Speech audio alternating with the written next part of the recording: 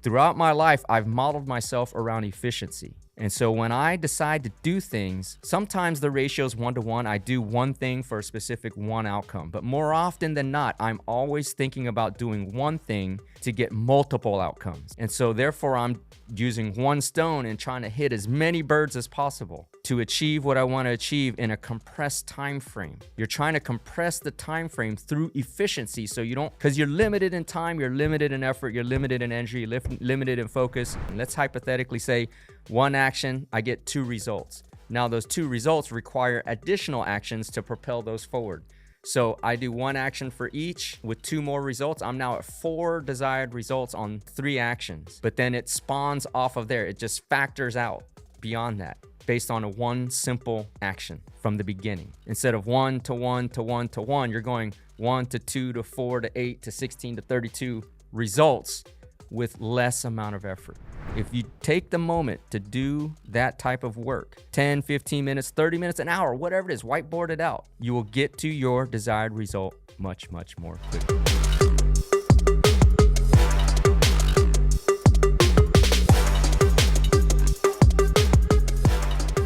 Yo, what's up, everybody? This is the End-to-End Podcast, and I'm your host, Dr. Yun Win, affectionately called Ninja or Prolific Ninja by my family and friends. Because my fans are my friends, you can call me Ninja too.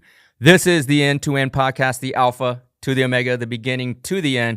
Talking about life, motivation, drive, success, self-fulfillment, self-improvement, and offering you morsels in this all-you-can-eat buffet called life. Back in the studio, feeling fantastic, man. It's been a productive Monday as we're recording this. This will air in 2 Thursdays. Actually, we got ahead of schedule, but excited to be back. Before I get into it, if you're new to the show, if you've been listening, you know I always start my show as I start my day. When I wake up in the morning, when I open my eyes, get my first conscious breath of air, I thank God and the universe first before everything else for another day to have an opportunity to be great and to be able to inspire and influence as many people as I can to live to their fullest controllable potential, because that's what we're about. Secondly, you know that I do this show on my own dime, on my own time. In fact, I owe these dudes a check. It's the start of October. I have a production team, spent a lot of money on the show, getting this content free to you. It's my way of giving back to the universe and to you for all the blessings that I've had so far and success. And so, you know, the way you can support the show and help this show expand its reach and its influence and its inspiration across the world is to share the show. So we do this on a barter or value exchange, which is if you learned anything on this show, even 0.00001% better than you were at the start of the show, or if you find that there's something in here, in this show or any other of my show episodes that is valuable to somebody you know, please do share the show. You know, I like to say if you're knowledgeable, share the show. That is how we grow. Now, again, I do this on my own dime, on my own time, but another way you can support is also supporting the projects and the things that I'm working on. CuraConnector.com, check it out. LegacyXToken.com, check it out. That's the crypto that we launched related to the illegal application. But most importantly, we are running a campaign of cancer awareness, especially in October as Breast Cancer Awareness Month. But for cancer awareness, we're running a campaign that we just started. We just hit our 100th cancer client that we're helping. And this is raising awareness around cancer being caused by a chemical in our water called PFAS, P-F-A-S. If you don't know about it, Google it.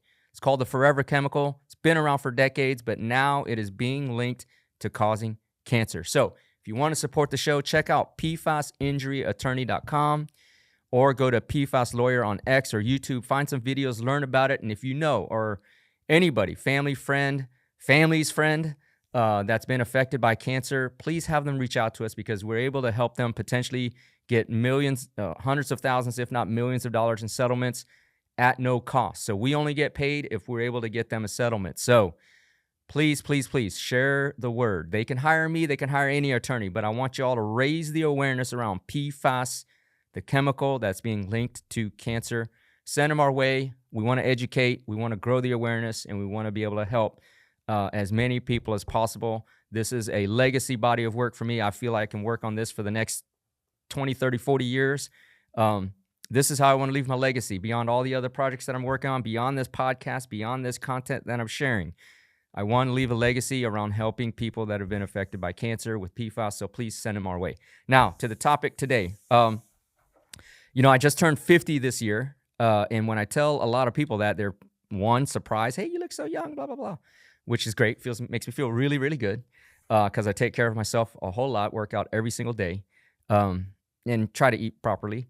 But secondly is that when I tell them the things that I'm working on or what I've accomplished, which is one of the reasons they call me Ninja, because people often wonder, they always like, how much did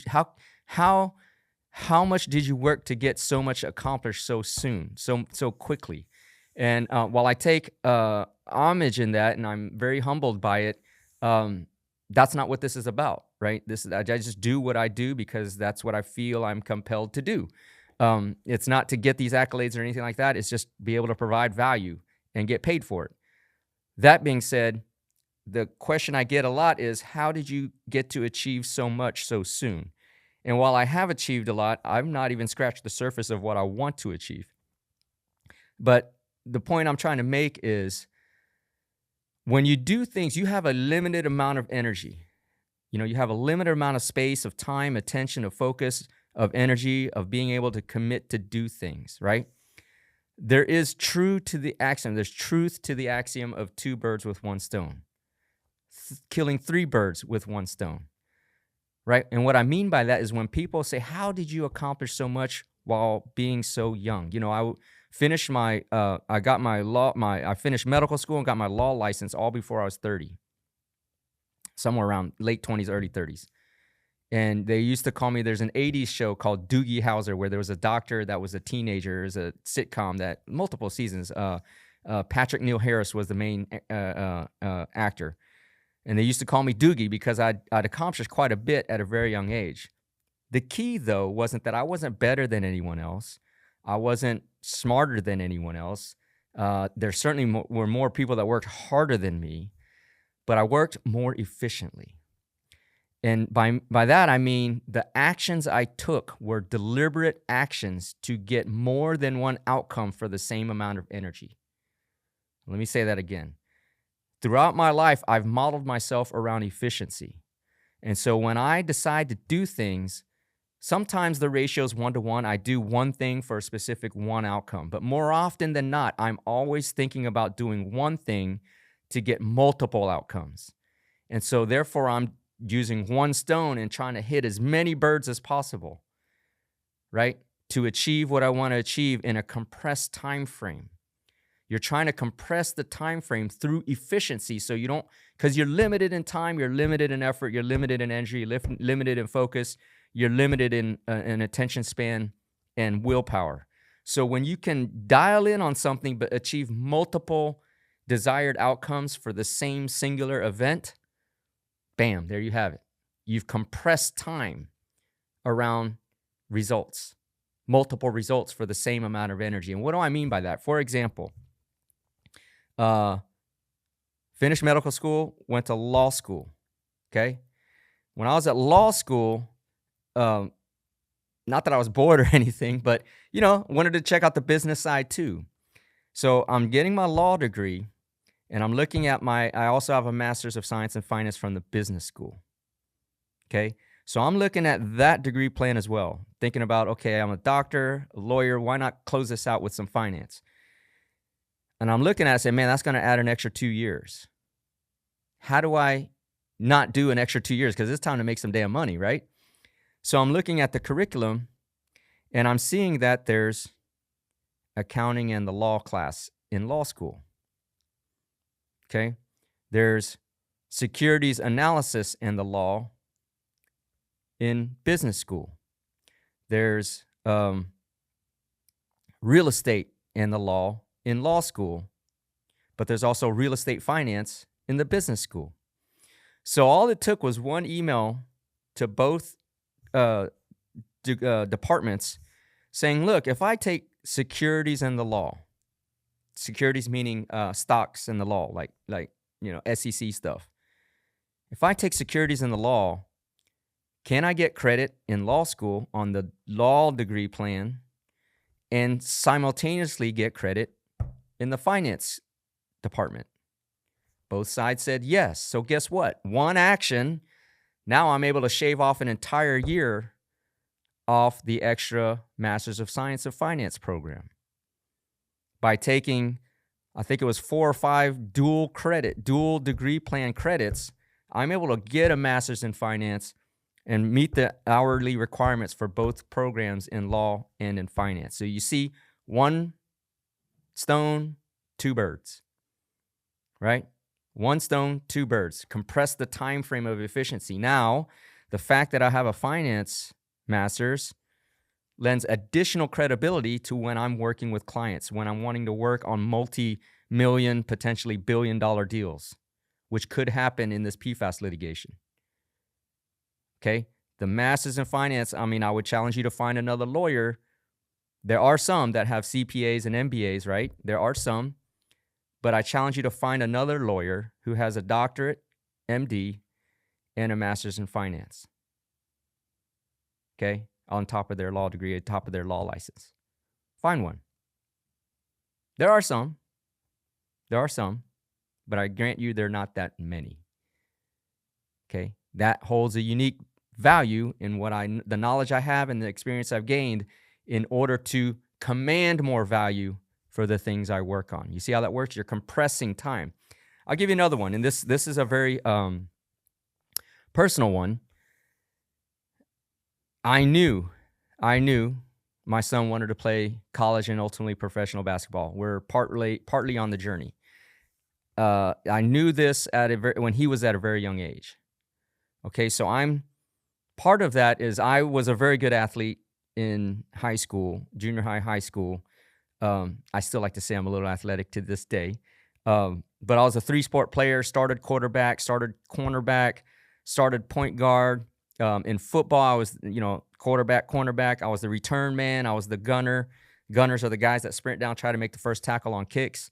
Ran the 300-meter hurdles, ran the 100-meter. I was very, very athletic, but I did not have the mentorship or the tutelage from anybody else because we had just moved to America on how to progress that beyond just school sports. So taking that experience and applying it to my son, I knew at an early age that he wanted to play, this is all him, at a higher level, okay? Knowing what I know, decided to start train him and then enter in the AAU season, okay? Instead of going with certain programs over time, we decided to start our own team around his friends. Okay, but I knew the mission was bigger than just him going to basketball. It was actually helping shape and mold these young boys into young men, into ultimately men as they're now going to college in their senior year. I just got a message the other day from one of my players that I coached since he was in 4th and 5th and 6th and 7th grade. And right now it's college application time. He sends me a message, and we'll post that. But he said, hey, I got to get a letter of recommendation for my applications, and you're the first person that came to mind. In fact, let me read it for those of you on audio. Again, this is from one of the guys that I coached since he was in 3rd or 4th grade all the way through junior high. And again, going back, 2 birds with one stone. I'm trying to help my son develop the skills and the leadership to get to the next level of basketball beyond school, which is college. But at the same time, I'm helping mold the viewpoints of young kids into young men, into now men, to help hopefully guide the future for all of us. Okay, just one part, small role, small part. And there are multiple other birds I'm trying to hit with the stone, trying to teach, my son values and traits and qualities of success through sports. Okay. And so this is the message from one of my players. Hey, Coach Ninja, it's fill in his name. I was going through my essays and application for going to college, and when I saw the letter of recommendation, you were automatically one of the first people to come to mind. Here's the important part. You were a great coach and inspiration for a great time of my life. Always remember those tournaments, and you had always believed in me. I would be honored if you had the time for you to be a letter of recommendation for my essay. That touches my heart beyond belief. There's certain measures of success It could be a car, could be money, could be a mansion, could be houses, could be a yacht, could be whatever. But there's nothing as priceless as that kind of note. See, success is defined by each of us differently. This is a indicator of my own personal success. So I take a lot of pride and I take a lot of humbleness in that message that I got from one of my players. But as it relates to this podcast, it's about efficiency. So through the coaching and the mentorship that I gave my son in creating a team around him with his friends and other players, I was able to affect the lives of so many others. Who knows, this guy in 20 years might change the world one way. And that all based on my coaching when he was a kid. I hope he does. Nothing would that would be icing on the cake of this. But it's about leveraging time and effort. Okay, now my son is a D1 commit, Division I basketball player commit. Now this young man, he's going off to do great things, but he's always going to remember the time and the belief I put in him to do something great. And that's what it's all about. So leveraging your time, compressing the time by trying to do things that gives you more than one outcome. Rather than a 1-to-1 ratio, try for 1-to-2 or 1-to-3. If you're really good, you can strategize around your actions and activities to get 1-to-4, 1-to-5, where you're doing one action, but you're getting 5 or more desired outcomes that flow downhill. And you see, that is how you scale and leverage success faster and quicker. You compress the time it takes to get to the results sooner by doing actions and activities that allow you to acquire more than one result for the same action, the same energy, the same focus, the same time, the same effort. And that, my friends, will reap huge amounts of benefits, because what happens, it spawns from the one action. Let's hypothetically say one action, I get 2 results. Now those 2 results require additional actions to propel those forward. So I do one action for each, right? With 2 more results, I'm now at 4 desired results on 3 actions. But then it spawns off of there. It just factors out beyond that based on a one simple action from the beginning. Instead of 1 to 1 to 1 to 1, you're going 1 to 2 to 4 to 8 to 16 to 32 results with less amount of effort. Okay? So as you go through your daily life, as you go through your strategy, as you think about what you have to do to be successful or get to your goals, map it out. Map out your action items. If you want to, map out what you want, what is the desired outcome based on each action. And if you're only doing 1-to-1, you're not thinking about it deeply enough. What can I do instead that gets me 1-to-2? Or when you list out the desired outcomes from these actions, which ones can you bundle together out of one action to get those same results? Okay, if you take the moment to do that type of work, 10, 15 minutes, 30 minutes, an hour, whatever it is, whiteboard it out, you will get to your desired result much, much more quickly. So with that, I'm going to wrap up the episode. If you're new to the show, or if you've been listening a while, you know I end my show as I end my days. When my head hits the pillow, I close my eyes, turn off my phone. Hopefully I've done that 30 minutes beforehand. I thank God in the universe for another day to have hopefully inspired somebody to live to their fullest controllable potential. Only one person is all it takes for the day to be a successful one. And so I want to give thanks to you all for your time and attention and listening to the show and sharing it and liking, commenting, following, subscribing, especially sharing the show. If you learned something from this episode, please, please, please do not shortchange your karma. If you know about my episodes, you know I really believe in karmic balance. So don't shortchange your karma and share the show. If you're knowledge swole, share the show. That is how we grow. We've been growing tremendously. I think we just hit over 7,000 on Instagram, and we're, 30, 40,000 on Facebook. Like we're moving. We're moving really good. So get on this train, share the show, please do. And again, going back to the beginning, I do this on my own dime, do this on my own time. You can share the show as support, but you can also send the information on this PFAS cancer awareness, PFAS cancer awareness campaign. Especially it's in October, it's Cancer Awareness Month. But go to pfasinjuryattorney.com or PFAS Lawyer on X. There's a lot of information. Also, PFAS Lawyer on YouTube. There's information videos are related to PFAS. But if you know anybody affected by cancer, if you have somebody in your own family affected by cancer, please send them to us.